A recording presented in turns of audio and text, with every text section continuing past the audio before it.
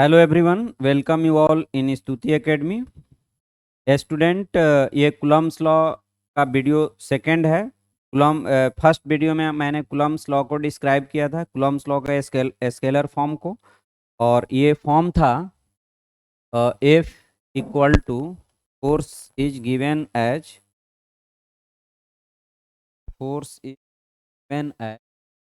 के into Q1 into Q2 upon are square. जहाँ air के लिए हम लोग के का वैल्यू 9 इंटू 10⁹ यूज़ करते हैं, तो F equal to 9 into 10⁹ into Q1 into upon are square होगा।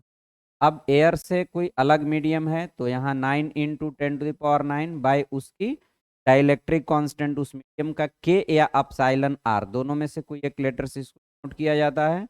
फिर यहाँ पर Q1 into upon are square हो जाएगा। ये कुलम्स लॉ का मैथमेटिकल स्केलर फॉर्म है और इसका यूज करके हम लोगों ने कुछ एग्जाम्पल बनाया था। जो एक लाइन पर जब चार्जेज रहते हैं तो वहाँ पर हम लोग कैसे फोर्स निकालते हैं। फोर्स की फॉर्मूला हर जगह वही होगा, बट अगर चार्जेज कभी ट्रेंगल पर, स्क्वायर पर, रेक्टेंगल पर, ऐसे अगर ज्योमेट्रिकल फिगर पर अरेंज होते हैं तो हमें फोर्स का वेक्टर सम करके आंसर लेना पड़ता है। तो आज हम लोग जो ट्रायंगल के साइड पर या स्क्वायर के साइड पर जो चार्जेज होते हैं उसके लिए हम फोर्स की कैलकुलेशन कैसे करते हैं, हम लोग आज के वीडियो में ये सब डिस्कस करेंगे। तो अ, बच्चों, अभी हम लोग क्या करते हैं, चलिए अब हम एक एग्जाम्पल पहले लेते हैं। और एग्जाम्पल है कि जैसे मान लीजिए आपको एक यहाँ पर राइट एंगल ट्रेंगल दिया हुआ है और यहाँ पर चार्ज क्यू है, यहाँ पर भी चार्ज क्यू है और यहाँ पर भी एक चार्ज क्यू है। इसका साइड लेंथ आर है और इसका भी साइड लेंथ आर है। तो का नेमिंग ए,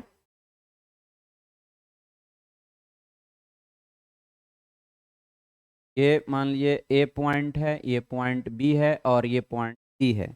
तीनों पॉइंट पर ये चार्जेज अरेंज है। You have to write the value of force charge at A and charge at B. Find value of force acting on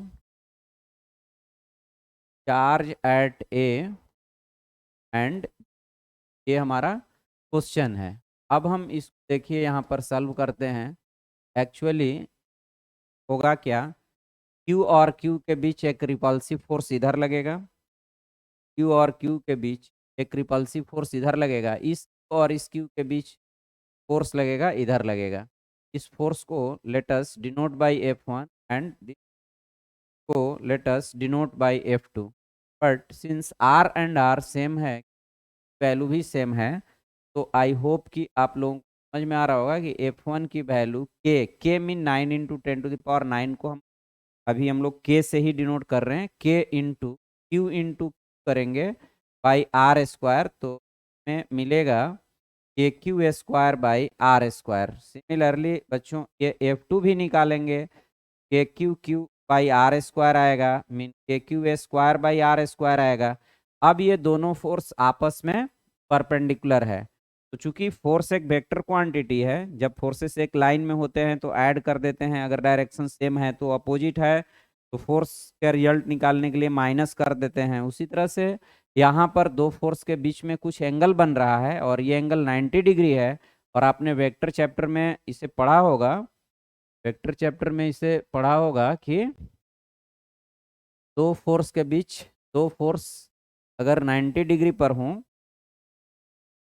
तो फोर्स अगर 90 डिग्री पर हों तो उसके बीच लगने वाले फोर्स को लोग निकालते हैं किस फार्मूला से, F resultant equal to F1 square plus F2 square plus 2F1 F2 into cos theta का रूट हम लोग लगाते हैं।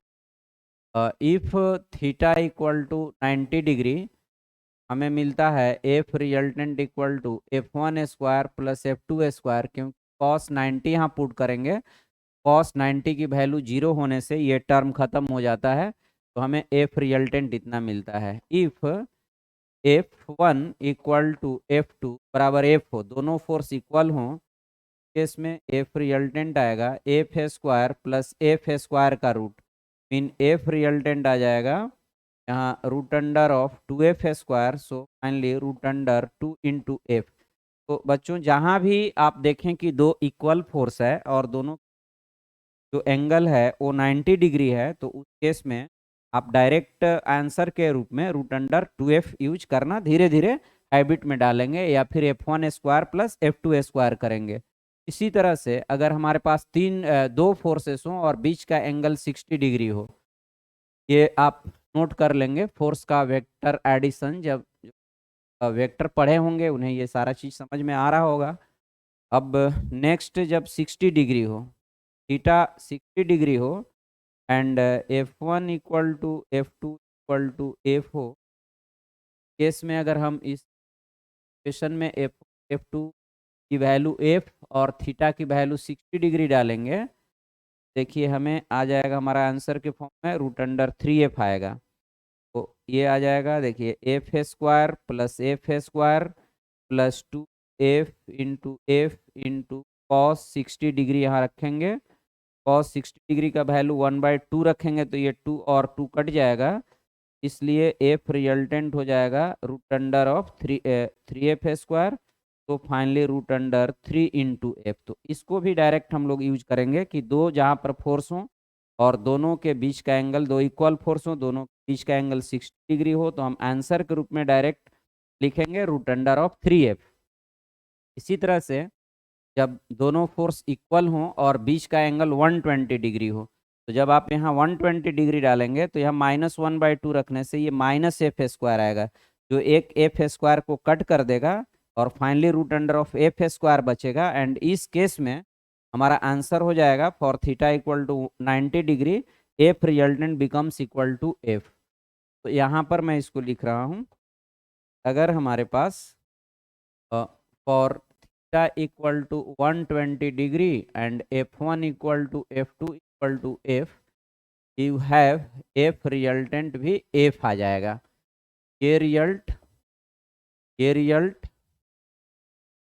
और ये रिजल्ट, ये बिल्कुल आपको याद रखने की ज़रूरत है, क्योंकि जब आपको याद रहेगा तो आप देखेंगे कि आप स्मार्टली आंसर को लिख पाएंगे। तो ये तीनों वेक्टर से रिलेटेड गाइडलाइंस था कि हम वेक्टर का सम कैसे करते हैं, क्योंकि चैप्टर में की फोर्स वेक्टर क्वांटिटी है और जहाँ कहीं भी नेट फोर्स आप निकालेंगे, पहले तो ये फॉर्मूला बिल्कुल पता होना चाहिए। दो फोर्स के केस में अगर दोनों बीच की एंगल मालूम है और दोनों की क्वांटिटी मालूम है, तो F1 square plus F2 square plus 2F1 F2 cos theta का रूट कर देंगे तो F रिजल्टेंट मिल जाएगा।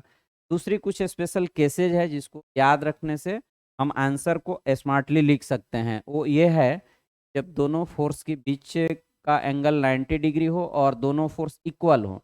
इक्वल के केस में 90 डिग्री के केस में हमारा रिजल्ट आ जाएगा रूट अंडर 2F, 60 डिग्री के केस में आ जाएगा root under 3F and 120 degree के केस में आ जाएगा F। तो हम लोग याद रखेंगे, राइट। अब हम लोग देखें यहाँ पर सॉल्यूशन की ओर आते हैं। इस क्वेश्चन का सॉल्यूशन क्या है कि दोनों force F1 equal to KQ square by are square and F2 equal to KQ square by are square है।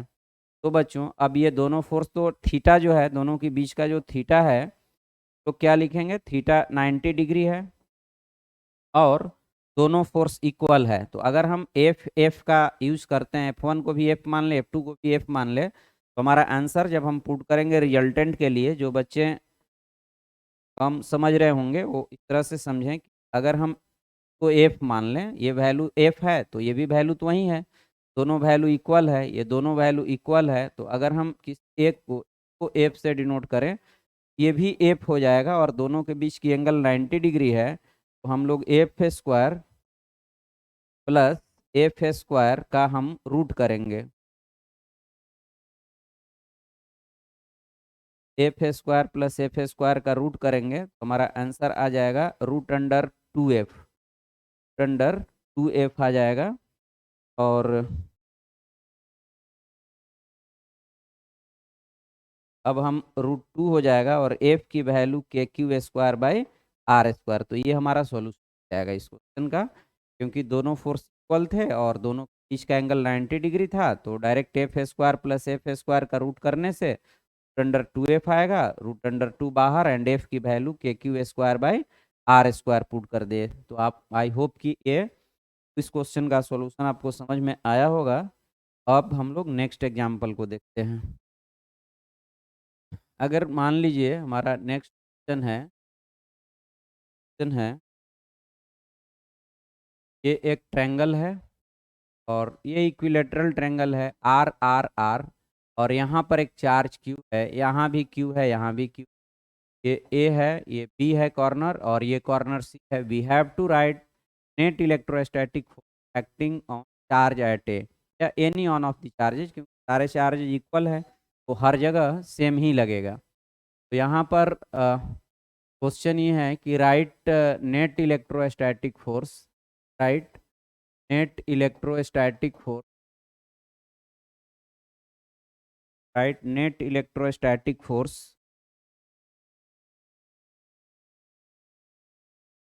Right net electrostatic force on charge at A due to charges at B and C। B और C पर जो charge है के द्वारा A पर net electrostatic force क्या होगा। बच्चों यहाँ पर हमें क्या करने होंगे, पर हमें देखिए यहाँ पर आप देख रहे हैं ना कि ऐसा ट्रायंगल है, तो एक जो फोर्स लगेगा इधर लगेगा और दूसरा वाला फोर्स इधर लगेगा, क्योंकि ये भी प्लस है, ये भी प्लस है और ये भी प्लस है। ये दोनों एक रिपल्सिव फोर्स ऐसे लगेगा और इस पर रिपल्सिव फोर्स ऐसे लगेगा। अब चूंकि ये आर है और यहाँ भी क्यू है, यहाँ भी क्यू है, यहाँ भी क्यू है, F1 और ये जो F2 की वैल्यू होगी वो इक्वल ही होगी। इस केस में भी K Q square by are square लेंगे और इस केस में भी K Q square by are square लेंगे। और आपको पता है कि जब ये ट्रायंगल इक्विलेटरल है, सभी डिस्टेंस आर दिया हुआ है साइड लेंथ, तो ये 60 होने की वजह से ये भी 60 डिग्री है। यहाँ पर हमारा केस आ रहा है F1 equal to F2 equal to F equal to के Q square by are square and theta equal to 60 degree.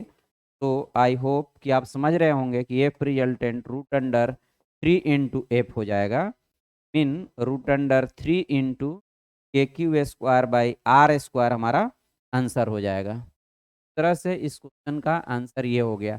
अब बच्चों इसी क्वेश्चन को हम लोग सॉल्व करते हैं, बट यहाँ पर जो प्लस चार्ज है इसको माइनस में कन्वर्ट करते हैं, है ना। नेक्स्ट हमारा एग्जाम्पल ये है, अब अगर ये चार्ज माइनस में होगा तो फिर ए पर लगने वाले फोर्स की वैल्यू क्या होगी।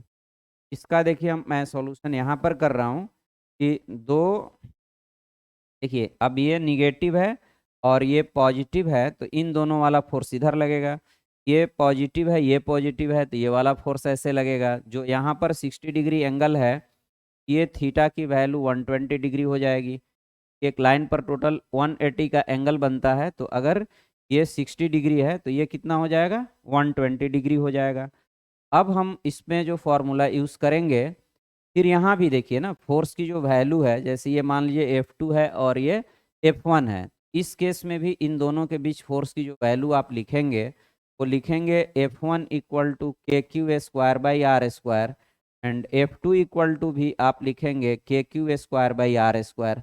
F1 और F2 दोनों की वैल्यू इक्वल है और बीच का एंगल 120 लेना है। अभी मैंने जो वेक्टर का एक्सप्रेशन था रिजल्टेंट के लिए, तो उसमें स्पेशल केसेस डिस्कस किया था कि जब दो फोर्स इक्वल हों, दोनों के बीच का एंगल 90 डिग्री हो तो रिजल्टेंट रूट अंडर 2f होगा। जब बीच का एंगल 60 डिग्री हो तो रिजल्टेंट रूट अंडर 3f होगा, और जब बीच का एंगल 120 डिग्री हो तो रिजल्टेंट f ही रह जाता है। आप चाहें तो उस एक्सप्रेशन में वैल्यूज फिलअप करके F1 F2 F3 की वैल्यू इक्वल, सॉरी F1 और F2 की वैल्यू इक्वल इक्वल पुट करके और थीटा की वैल्यू 120 पुट करके आप ये देख भी सकते हैं कि रिजल्टेंट की वैल्यू एफ आएगा। तो स्टूडेंट आई होप कि आपका answer F resultant equal to के Q square by are square आ जाएगा, है ना। तो ये ट्रेंगल पर जब चार्जेज होते हैं तो हम इस तरह से फोर्स का इवेल्युएशन करते हैं, फोर्स को निकालते हैं। अब हम लोग नेक्स्ट एग्जाम्पल को देखते हैं। ये ट्रेंगल का केस तो डिस्कस हो गया। अब हम लोग देखते हैं जब चार्जेज किसी स्क्वायर के साइड्स पर, स्क्वायर के कॉर्नर पर सिचुएटेड हों। जैसे ये मान लीजिए एक स्क्वायर है, यहाँ पर चार्ज क्यू है, यहाँ क्यू है, यहाँ क्यू है, यहाँ पर क्यू है, और आपको फोर्स निकालना है किसी एक पर। मान लीजिए ए है, बी एंड डी, ये is the name of corner, and you have to find force on charge at B due to the rest three charges. तो स्टूडेंट हम लोग यहाँ क्या करेंगे, यहाँ वही काम करेंगे, चार्जेज लगा रहे हैं उनके पहले डायरेक्शन असाइन करेंगे। क्वेश्चन हमारा ये है कि राइट या find force on charge at B due to rest three charges. तो रेस्ट थ्री चार्ज है, बी वाले पर क्या फोर्स लगा रहे हैं बच्चों? यहाँ पर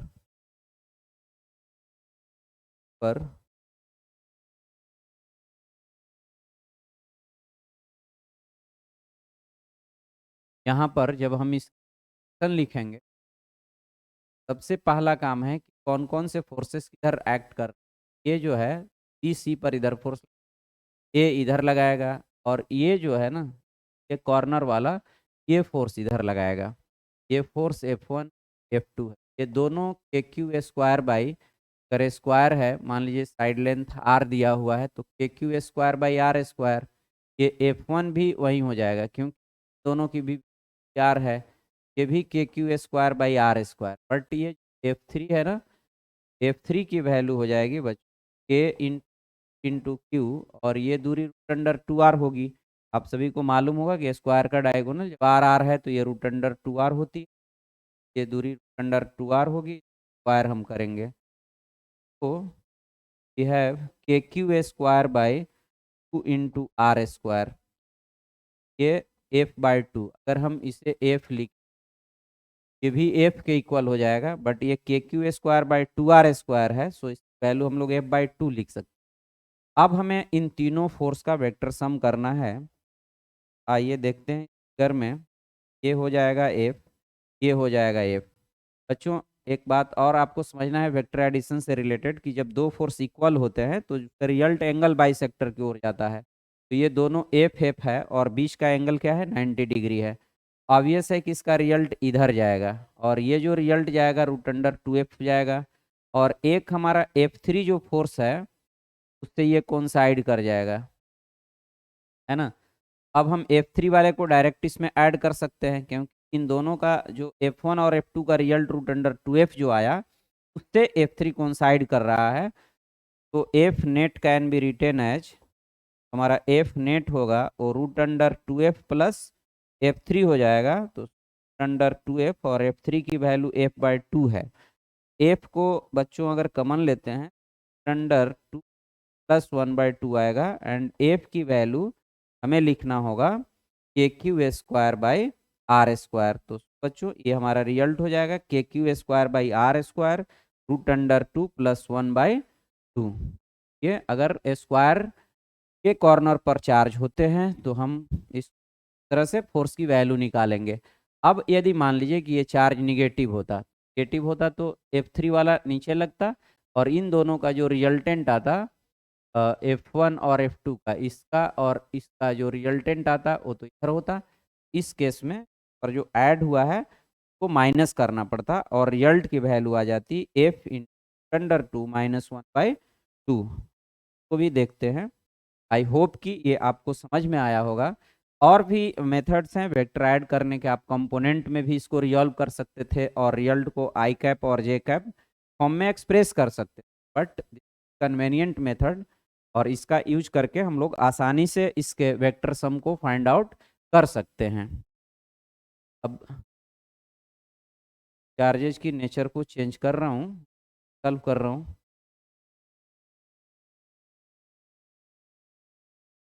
यहाँ पर अगर माइनस क्यू चार्ज है तो फिर हम क्या करेंगे, राइट। देखते हैं, अगर माइनस क्यू चार्ज होगा, देखिए हमारा जो ये दो रिजल्टेंट है, अभी हमने देखा कि यहाँ पर मान लीजिए कि ये जो दो फोर्स है F1 और F2, ये दोनों तो लगेंगे ही, जिसका रिजल्टेंट इधर की ओर वर्क करेगा F डैश, जिस वैल्यू आ जाएगी √2F।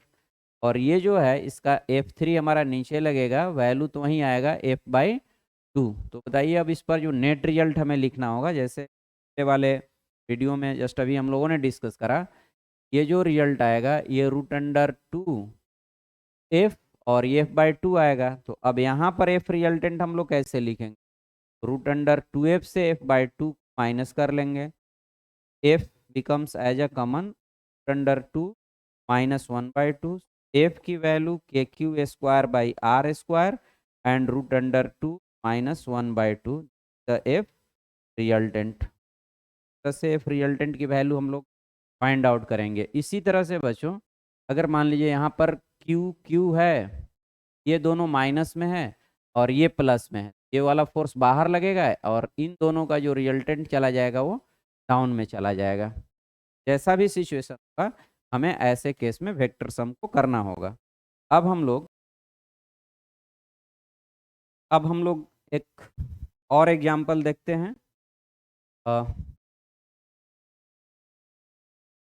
देखिए यहाँ पर एक वायर है और ये चार्ज माइनस, चार्ज प्लस, यहाँ भी चार्ज प्लस और यहाँ पर चार्ज है। अब इस पर हमें नेमिंग ए करते हैं एंड डी, ये कॉर्नर की नेमिंग हो गई और हमें अब फोर्स निकालना है चार्ज ऑन पर। क्वेश्चन है write force, write electrostatic, write electrostatic charge at B, charge at B rest free charges, free charge. Okay, अब हम लोग बच्चों के बारे में देख कैसे हम सॉल्व करेंगे। देखिए यहाँ पर जो नेगेटिव है और ये पॉजिटिव फोर्स लगेगा वो अट्रैक्टिव लगेगा। अब यहाँ पर प्लस क्यू है और ये प्लस क्यू, फोर्स रिपल्सिव लगेगा। दोनों फोर्स क्वांटिटी इक्वल होगी, आर है माइनस क्यू, आर दूरी, सारे डिस्टेंस इक्वल है। सो ये वाला फोर्स F1 है वो KQ²/R² हो जाएगा। तो आप लिख जाएगा KQ²/R²।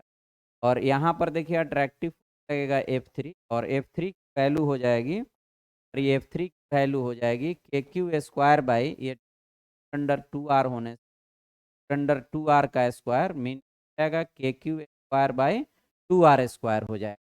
अब बच्चों इन दोनों का जो रिजल्ट होगा इस डायरेक्शन में जाएगा। और अब इस केस में जो हमने एग्जाम्पल करा उसमें क्या हुआ था, F1 और F2 के रिजल्ट से F3 को साइड कर जा रहा था, बट अब इस केस में क्या है, F3 का डायरेक्शन इधर है और F1 और F2 का रिजल्ट इधर है। यहाँ पर 45 डिग्री बना है और ये भी 45 डिग्री होता है, तो ये टोटल एंगल हो जाएगा 90 डिग्री। अब हमें F3 और जो इन दोनों का रिजल्ट आएगा ये आएगा √2F आएगा, और F3 की वैल्यू तो F/2 हो, ये वैल्यू F/2 हो जाएगी और ये √2F होगा। दोनों का जब हम रिजल्ट निकालेंगे बच्चों, ये हो जाएगा अब F रिजल्टेंट, ये 90 डिग्री पर F3 और F1 और F2 का रिजल्ट जा रहा है √2F का स्क्वायर बाई F/2 का स्क्वायर का रूट करेंगे तो F रिजल्टेंट हो जाएगा 4F² plus F² by F² plus F² /4 का रूट जाएगा। अब यहाँ पर सॉल्व करेंगे तो ये हो जाएगा 8F² प्लस F² 9F²/4 हो जाएगा, और इस तरह से 3/2F हमारा आंसर हो जाएगा। F रिजल्टेंट की वैल्यू आ गई 3/2 into F, that is F resultant will be equal to F KQ²/R²। तो ये हमारा रिजल्ट हो जाएगा। ठीक है, अब हम लोग नेक्स्ट एग्जाम्पल देखते हैं।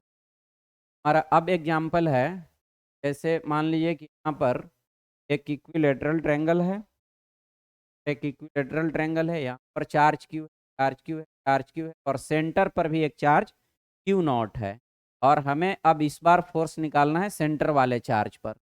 Late us name the corner as A, B and C। and now we have to find force, electrostatic force by three charges on corner of the triangle on charge q not.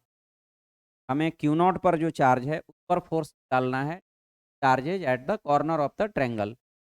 Obviously ये जो force दोनों के बीच पल्सन force लगेगा तो इस force का direction इधर होगा, इसके द्वारा इधर होगा, और इसके द्वारा जो फोर्स लगेगा उसकी डायरेक्शन इधर। बच्चों आपको पता होगा कि ये जो दूरी होती है, अगर ये इक्विलेटरल ट्रायंगल में ये डिस्टेंस आर और ये डिस्टेंस अगर आर दी हुई है तो ये वाली दूरी ए से ओ ए ये होती है r/√3 होती है। आप चाहें निकाल भी सकते हैं, या भी जस्ट याद रखें कि वर्टेक्स से सेंटर की दूरी r/3 होती है, राइट। अगर हम लोग सॉल्व करें तो पर आएगा कि चार्ज क्यू है तो एक हमारा इधर चला जाएगा, दूसरा फोर्स इधर, थर्ड वाला फोर्स इधर जाएगा। अब ये सारे फोर्सेस इक्वल होंगे। यहाँ से ये 30 डिग्री है, एंगल 30 डिग्री, यहाँ एंगल 30 डिग्री है तो ये 30 डिग्री जाएगा। ये फोर्स एफ है, ये इधर एफ कॉस 30 डिग्री रिजल्ट होगा, और एक ठो कंपोनेंट एफ साइन आ जाएगा। फिर इस वाले फोर्स का भी इधर एफ कॉस 30 डिग्री जाएगा, और एक रिजल्ट फिर एफ साइन जाएगा। ये दोनों जो है वो कैंसिल आउट हो जाएगा। अब इन दोनों का जो ऊपर वाला कंपोनेंट है और ये दोनों को सब्ट्रैक्ट करा लेंगे। यहाँ पर फोर्स एफ है तो आई होप कि एफ रिजल्टेंट हम लोग F minus F into sine 30 degree से देंगे। एफ माइनस एफ इन 30 डिग्री वैल्यू 1/2 है, एफ माइनस एफ करेंगे तो रिजल्ट 0 हो जाएगा। इस तरह से सेंटर वाले फोर्स पर ये जो दोनों कॉर्नर पर जो चार्ज है उस द्वारा लगने वाला नेट इलेक्ट्रोस्टैटिक फोर्स 0 होगा। हमारा क्वेश्चन ये है कि write net electrostatic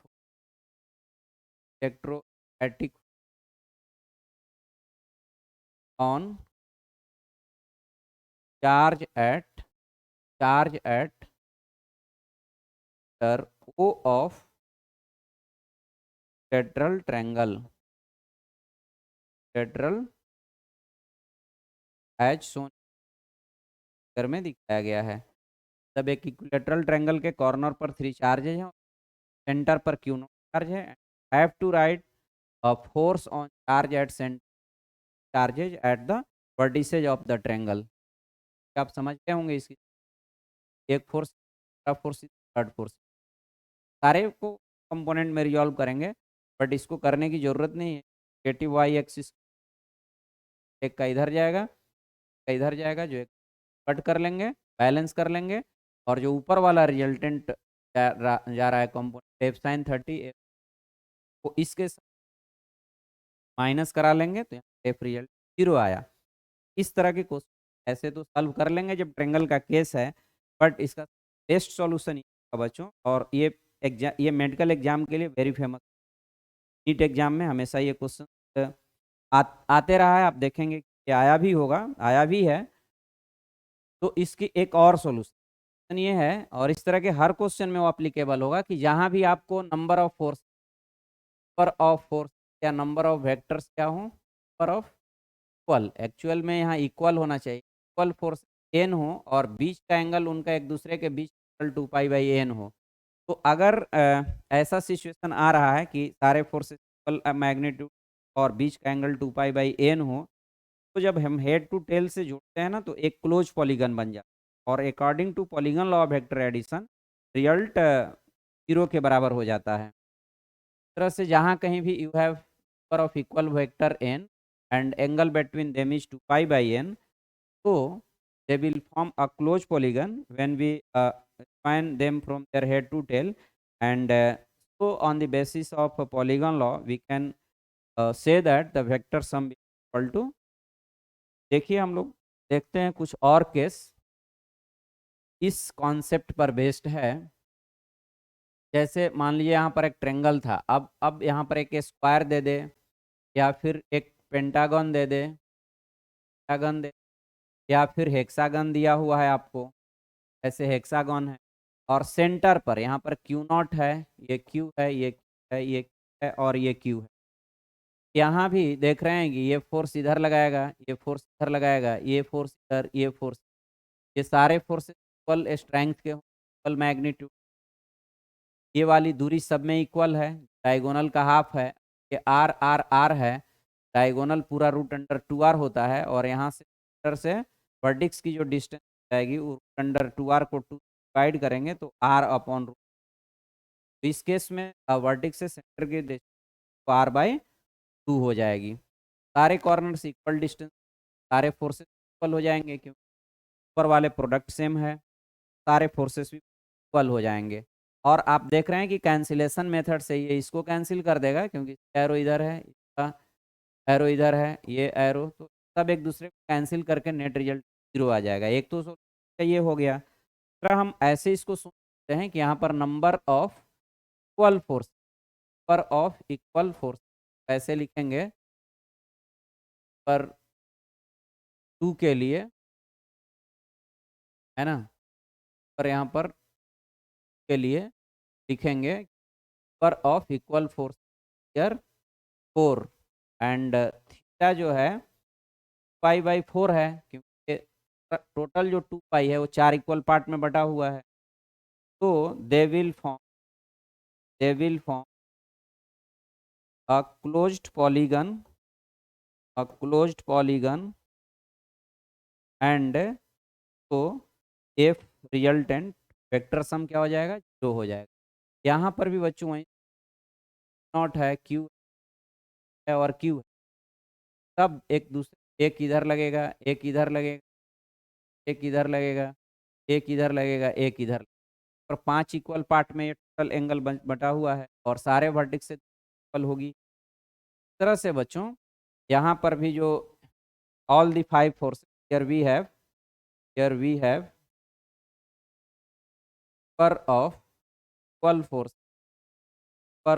equal force 5, and क्या जो है π/5 है, एफ रिजल्टेंट इक्वल टू 2 हो जाएगा। यहाँ पर भी देखो, पर एक तो इधर लगाया, ये इधर लगाएगा, ये लगाएगा, ये इधर लगाएगा, ये इधर लगाएगा, ये इधर लगाएगा, तो यहाँ पर नंबर ऑफ फोर्सेस है और इक्वल है। हियर आल्सो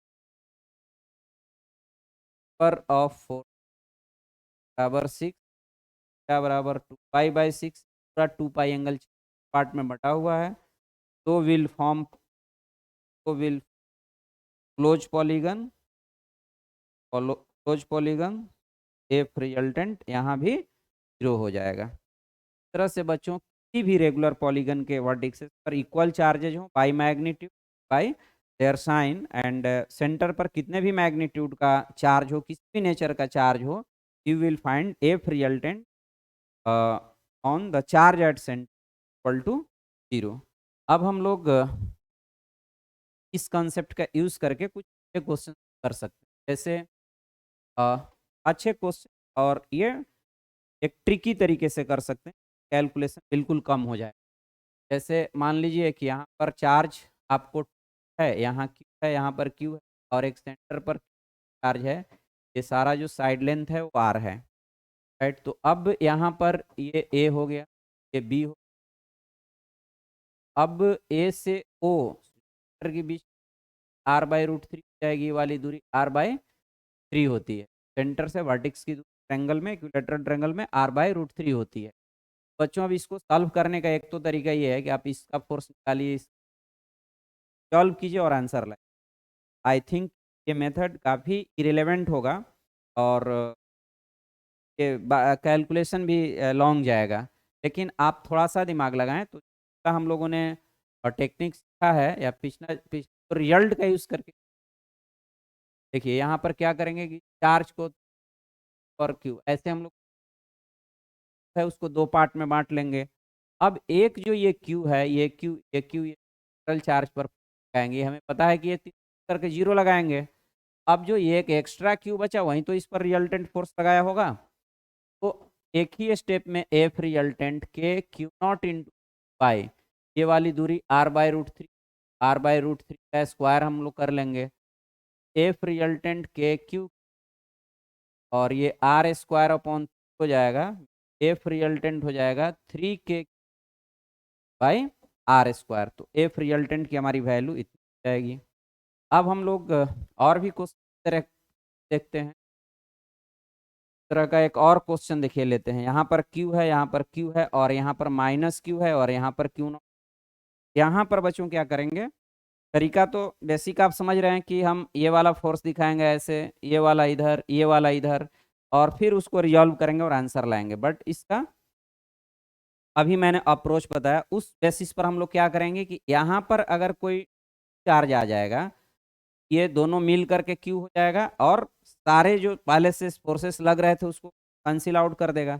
मतलब ये हुआ कि टू जो है वो सभी के फोर्स को कैंसिल आउट कर दिया, यानी टू जो क्यू नॉट पर फोर्स लगाया होगा माइनस क्यू, और क्यू के द्वारा जो क्यू नॉट पर फोर्स लगा था उसके बराबर लगाया होगा, और डायरेक्शन उसके अपोजिट होगा।